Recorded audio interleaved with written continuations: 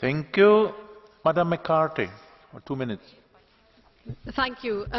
With over €200 billion lost annually, combating tax fraud and tax evasion in the EU must continue to be a priority for this Parliament, the European Commission and Member State governments. And colleagues, I can't believe that anyone in this House believes that a right to privacy is the right to evade tax.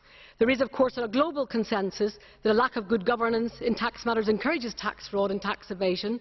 Tax fraud has a major impact on national budgets. It robs public services, health, education and research of vital resources. Moreover, according to a major charity, tax evasion by the super-rich and global corporations has a severe impact on the lives of more than 5 million children in the developing world. Governments in the poorest developing countries are being swindled out of €92 billion a year in tax revenues, while the World Bank estimates that just a third of that, €30 to £4 billion, would pay for the UN's Millennium Development Goals. More shockingly still, a UK charity, Christian Aid, maintains that around €7 trillion are hidden away in tax havens. Therefore, the actions and recommendations proposed in these reports are essential to supporting a level playing field and to tackle distortions and abuses which underpin those systems of tax evasion and fraud. Assets held offshore are now equal to a third of global assets. Sorry, Arlene, could you slow down a little bit for the translation? Thank you. Half of the world's trade passes through tax havens, and action to crack down is already being stepped up.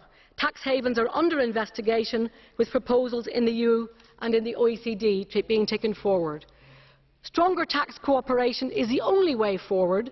This does not weaken national sovereignty, but on the contrary strengthens and enhances national tax systems, stopping those who seek to undermine the integrity and functioning of those systems.